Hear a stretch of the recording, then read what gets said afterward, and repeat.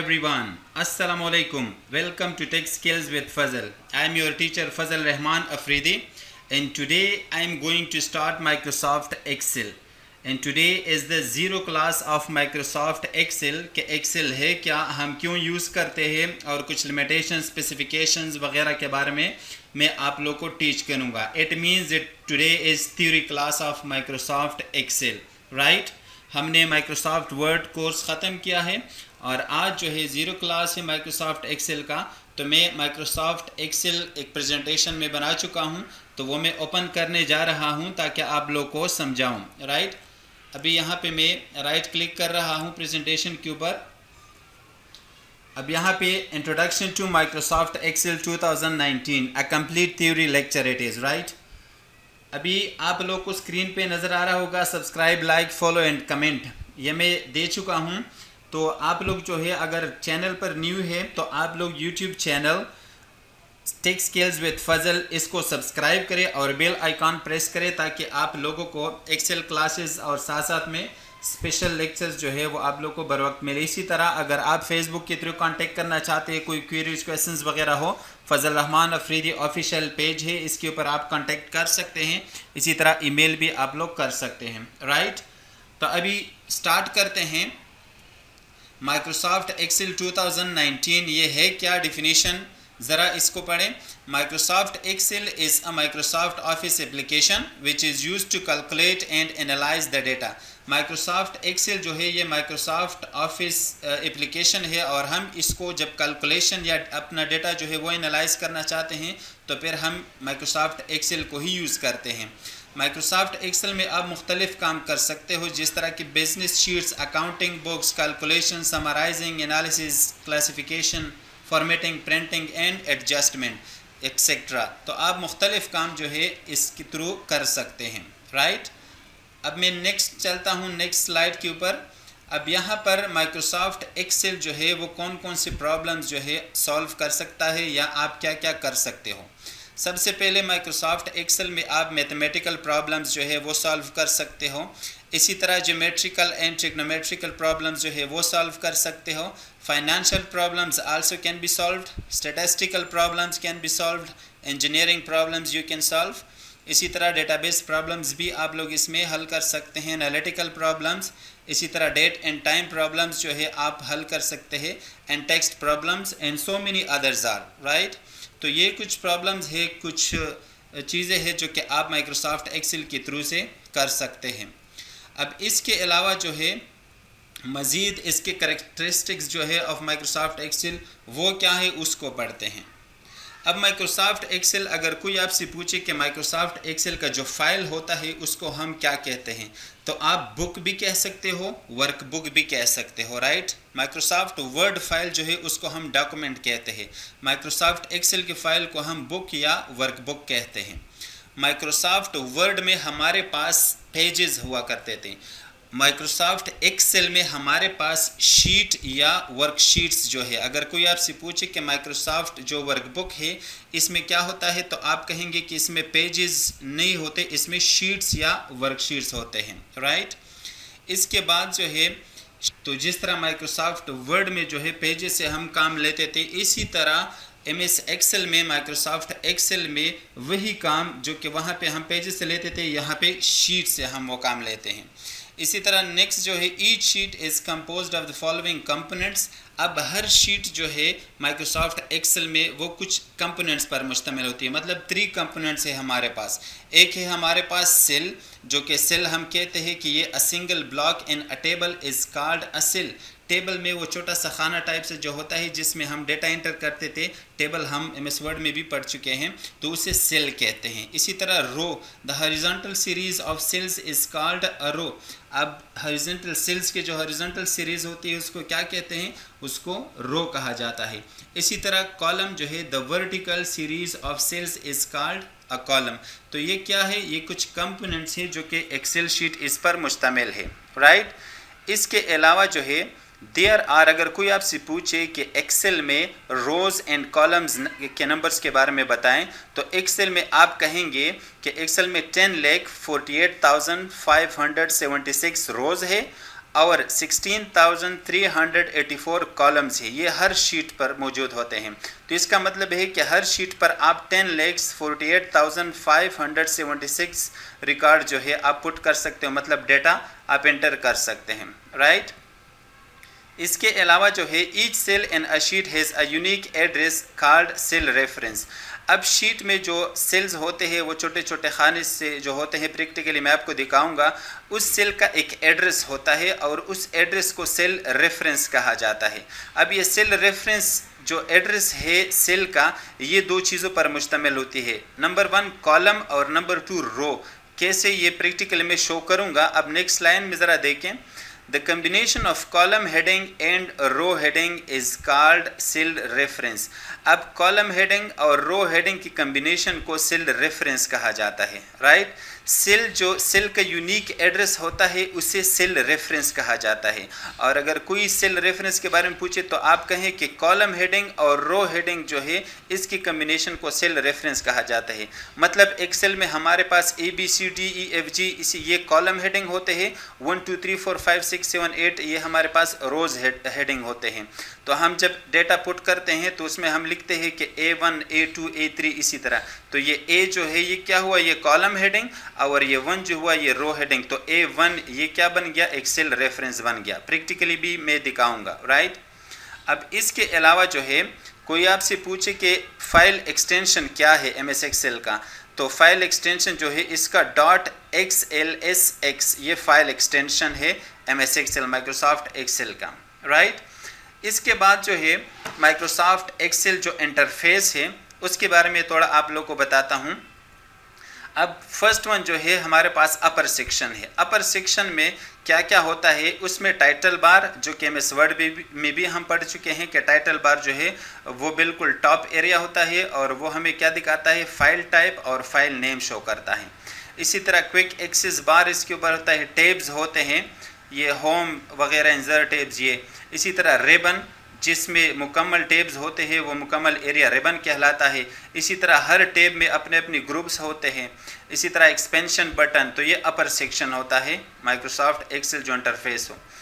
अब यहाँ middle section में क्या क्या होता है, नेम बॉक्स होता है, फार्मूला बार होता है, कॉलम एंड रो हेडिंग और साथ साथ में स्क्रॉल बार। नेम बॉक्स जो हो ये भी प्रैक्टिकली मैं शो करूँगा। फार्मूला बार जहाँ पे हम फार्मूला शो भी करते हैं और वहाँ पे राइट भी करते हैं, पुट भी करते हैं। कॉलम एंड रो हेडिंग वो भी आप जान जाएंगे practically, I will show you. Scroll बार जिससे आप अप एंड डाउन या लेफ्ट टू राइट स्क्रॉलिंग करते हैं शीट का, उसे कहते हैं। अब लोअर सेक्शन में क्या क्या होता है, लोअर सेक्शन में sheet tabs, navigation buttons, status bar, layout options and zoom slider. Sheet tabs मतलब जो शीट होते हैं उसे कहते हैं। अब नेविगेशन बटन जो है इसे आप नेविगेट करते हो। स्टेटस बार जो आपको बताता है आपकी शीट के बारे में या आपकी डेटा के बारे में मुकम्मल इन्फॉर्मेशन, जिस तरह MS वर्ड में स्टेटस बार हुआ करता था इस एरिया पे सेम। लेआउट ऑप्शंस, लेआउट से मुराद वो जिस तरह MS वर्ड में हम प्रिंट लेआउट वगैरह करते थे, सेम ऑप्शंस यहाँ पर भी हो सकते हैं। जूम स्लाइडर जिससे आप अपनी इंटरफेस जो है एक्सेल का वो जूम इन जूम आउट कर सकते हो, राइट। अब नेक्स्ट स्लाइड पर देखते हैं, इसमें है फंक्शंस वर्सेस फार्मूला। अब एक्सेल में जो काम हम करेंगे वो या तो हम फंक्शन यूज़ करेंगे या तो हम फार्मूला यूज़ करेंगे। मैथमेटिकल हम या फंक्शन यूज़ करते हैं या फार्मूला। अब दोनों में फ़र्क क्या है, फंक्शन जो है ये प्री डिफाइंड का मतलब ये बिल्टन है। एक्सेल में अपने ही फंक्शंस होते हैं जो कि वो क्या है, वो बिल्ट इन फार्मूलाज होते हैं जो कि वो कैलकुलेशन परफॉर्म करते हैं स्पेसिफिक वैल्यू पे। अब यहाँ Excel includes many common functions. Excel में बहुत सारे कॉमन फंक्शंस मौजूद है that can be used to quickly find the sum, average, count, maximum value, minimum value for a range of cells and many others. तो ये कुछ sum, average, count, maximum value, minimum value ये कुछ functions में यहाँ पे mention कर चुका हूँ। ज़रूरी नहीं है कि सिर्फ यही फंक्शन हो, बहुत सारे फंक्शंस मौजूद है। ये बिल्ट इन फंक्शन है, एक्सेल में ये मौजूद होते हैं और हम इसे यूज़ करते हैं। सम का मतलब जमा करने के लिए हम यूज़ करते हैं, एवरेज निकालने के लिए, काउंटिंग करने के लिए, मैक्सिमम वैल्यू निकालने के लिए या मिनिमम वैल्यू निकालने निकालने के लिए हम इन फंक्शंस का इस्तेमाल करते हैं, राइट। हर एक फंक्शन का अपना अपना काम होता है। जिस तरह सम हम इस्तेमाल करते हैं प्लस मतलब एडिशन के लिए, जमा करने के लिए, तो हम इससे जो है सब्ट्रैक्शन या डिवीजन का काम नहीं ले सकते, इसलिए फंक्शन जो है स्पेसिफिक एक्शन परफॉर्म करता है। अब यहाँ फॉर एग्जांपल यहाँ पे मैं लिख चुका हूँ फंक्शन, हमेशा यहाँ पे नोट पे मैं लिख चुका हूँ, मेंशन कर चुका हूँ, चाहे फंक्शन हो या फार्मूला हो एक्सेल में, वो इज इक्वल टू निशान के साथ आप इसको यूज़ करेंगे। तो यहाँ पे इज इक्वल टू सिंबल में यूज़ कर चुका हूँ सम, और यहाँ पे स्टार्टिंग ब्रैकेट है और क्लोजिंग ब्रैकेट है, अंदर में लिख चुका हूँ आर्गूमेंट्स। आर्गूमेंट से मतलब वो रेंज दे दे जिस रेंज को आप जमा करना चाहते हो। जिस तरह sum is equal to sum bracket start A1 और A2, तो मतलब A1 से लेकर A2 तक जो डेटा है वो क्या करे, सम करे, जमा करे। इसी तरह आप एवरेज निकालना चाहते हो, इज इक्वल टू एवरेज, और साथ में यहाँ पे वो रेंज दे दे, वैल्यू दे दे, तो आपको एवरेज मिल जाएगा। अब यहाँ पे मैक्सिमम वैल्यू आप ढूंढना चाहते हो, फाइंड आउट करना चाहते हो, इज इक्वल टू मैक्स, और साथ में ओपनिंग ब्रैकेट, यहाँ पे रेंज दे दे, क्लोज करें एंड एंटर करें, तो आपको रिजल्ट मिल जाएगा, एटसेट्रा। बहुत सारे और भी फंक्शंस हैं, राइट। फंक्शन या फार्मूला आप जब स्टार्ट करेंगे that must start with what, in equal sign. अब फार्मूला क्या है, फार्मूला को देखते हैं। फार्मूला जो है वो आप एडिट भी कर सकते हो, और साथ साथ में उसमें ऑपरेटर्स जो है वो खुद से चेंज कर सकते हो। A formula is an expression which calculates the value of a cell. Cell के वैल्यूज़ को आप कैलकुलेट कर सकते हैं, जमा माइनस तकसीम वगैरह वो कर सकते हो। Functions are pre defined, functions जो है वो बिल्टन होते हैं एक्सेल में, जबकि formula are users defined, formulas जो है वो यूज़र डिफाइन करते हैं। फंक्शंस जो है उसमें आप चेंजेस नहीं कर सकते। जैसा कि मैं सम लिख चुका था इज इक्वल टू SUM, तो अगर मैं उसे इस तरह लिखूं कि is equal to SUM plus bracket start करूं वगैरह, तो वो काम नहीं करेगा। क्यों? क्योंकि वो बिल्ट-इन फंक्शंस है, तो वो उसी तरह ही काम करेगा जिस तरह है। लेकिन formulas can be changed accordingly, लेकिन हम अपनी ज़रूरत के मुताबिक फार्मूला को चेंज कर सकते हैं। कैसे? Is equal to A1 plus A2, मतलब A1 में जो डेटा है वो A2 के साथ क्या करें, प्लस करें। अब यहाँ पे इसी प्लस को आप रिमूव करके यहाँ माइनस साइन लगाएं तो वो सब्ट्रैक्ट हो जाएगा। यहाँ पे डिवीजन सिंबल लगाए वो डिवीजन हो जाएगा। ये बात जो है सिर्फ ऑपरेटर्स की है। आप यहाँ पे ऑपरेटर्स चेंज करते जाएं तो साथ साथ में आपको उसी के मुताबिक रिजल्ट मिलेगा। अब यहाँ पे A1 प्लस A2, इसी तरह A3 माइनस A4, मतलब A3 से क्या माइनस करें, A4। इसी तरह B3 और डिवीजन ऑपरेटर में यूज़ कर चुका हूँ B4, तो मतलब B3 जो है वो B4 के साथ क्या करें, डिवीजन करें, डिवाइड करें इसके ऊपर। तो यहाँ जो है ये मुख्तलिफ ऑपरेटर्स में यूज़ कर चुका हूँ, डिवीजन, सब्ट्रैक्शन, प्लस प्लस। तो ये जो है आप क्या कर सकते हैं, फार्मूलाज में चेंजेस आप कर सकते हैं और आप खुद से डिफ़ाइन कर सकते हैं, जबकि फंक्शन आप खुद डिफाइन नहीं, वो बिल्ट-इन होते हैं उसमें। अब यहाँ एंटर करता हूँ, नेक्स्ट स्लाइड पे आता हूँ, तो फंक्शंस और फार्मूला के दरमियान थोड़ा सा आप एक रिव्यू देख लें। यहाँ पे देखिए ये 2 और 3 है। अब A जो है कॉलम नेम है, मतलब हेडिंग है, और 1 जो है ये रो है, तो मतलब A1। तो यहाँ देखिए इज इक्वल टू A1। इसी तरह ये 3 जो है ये A कॉलम में है और सेकंड नंबर रो है, तो यहाँ पे देखिए A2, तो मतलब A1 को A2 के साथ जमा करें तो क्या मिल गया आपको आंसर, 5। इसी तरह यहाँ पे देखिए 2 प्लस 3 इज इक्वल टू 5, लेकिन यहाँ पे देखिए ये function is equal to sum A1 फिर A2 bracket close and enter. तो ये फंक्शन हुआ और ये फार्मूला हुआ, दोनों में ये फ़र्क है, राइट। इसके बाद जो है नेक्स्ट स्लाइड पर चलते हैं। नेक्स्ट स्लाइड पर कुछ लिमिटेशन एंड स्पेसिफिकेशंस देखते हैं माइक्रोसॉफ्ट एक्सेल। अब यहाँ पे आपको तो पता चल चुका है कि 10,48,576 रोज़ है, जो कि 16,384 कॉलम्स है एक्सेल में। अब कॉलम विड्थ जो है वो कितना हो सकता है, अगर कोई आपसे पूछे कि एक्सेल में कॉलम विड्थ, तो आप कहें कि 255 कैरेक्टर्स तक ये विड्थ इसका होता है कॉलम। अब रो हाइट जो है वो एक्सेल में कितने पॉइंट्स जो है आप जो यूज़ कर सकते हैं या कितने पॉइंट का होता है, तो आप जवाब दे सकते हैं 409, मतलब 409 पॉइंट्स। इसी तरह total number of characters that a cell can contain MS Excel में जो सेल होता है वो टोटल नंबर ऑफ कैरेक्टर्स जो जिस पर वो मुश्तमिल होता है वो कितने हो सकते हैं, 32,767 कैरेक्टर्स। अब नेक्स्ट जो है sheets and a workbook, workbook में शीट्स कितने होते हैं, तो वर्कबुक में बाय डिफ़ॉल्ट 1 शीट होता है और बाकी जो है आप उसके मेमोरी के लिमिटेशन के मुताबिक आप क्रिएट कर सकते हैं, मतलब और भी इसमें इंसर्ट कर सकते हैं शीट्स अगर आप चाहते हो।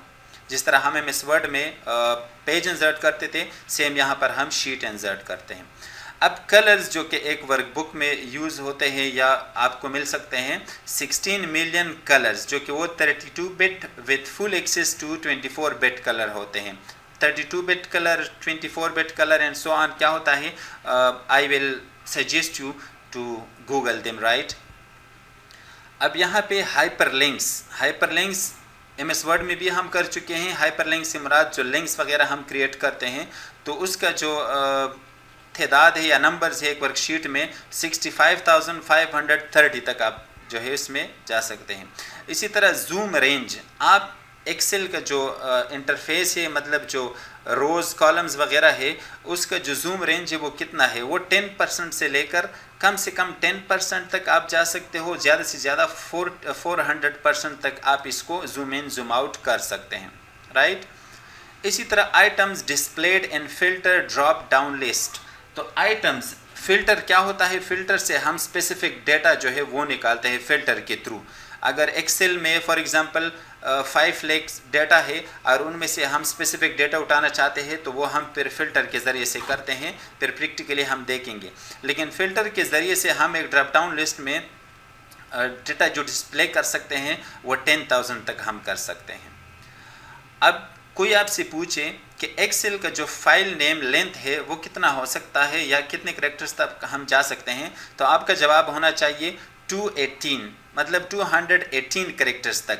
और इसमें फुल पाथ जो है वो भी इंक्लूड होता है। फुल पाथ से मुराद, जैसा कि फ़ाइल का नेम ये है फाइल नेम .xlsx, ये फाइल नेम है, तो इस फाइल नेम के साथ ये कहाँ पे पड़ा हुआ है, डॉक्यूमेंट्स में। डॉक्यूमेंट कहाँ पे, यूज़र नेम कहाँ पे, सी में, तो मतलब ये फुल पाथ है, तो इसको भी इसमें शामिल कर दिया गया है। तो 218 कैरेक्टर्स इसमें होते हैं, राइट। अब ये मुकम्मल इन्फॉर्मेशन आप मज़ीद पढ़ना चाहते हो तो ये रेफरेंस लिंक में दे चुका हूँ यहाँ पे, आप लोग जो है वीडियो की डिस्क्रिप्शन में भी ये रेफरेंस लिंक जो है आपको मिल सकता है, आप उसके ऊपर क्लिक करें, मज़ीद भी आप पढ़ सकते हो, right.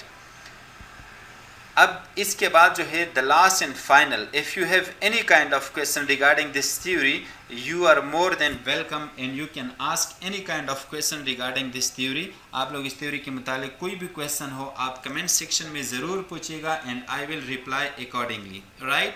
This was all about Excel theory। I hope that you would have learned many things and thank you so much for your consideration। See you in the next class। Allah Hafiz।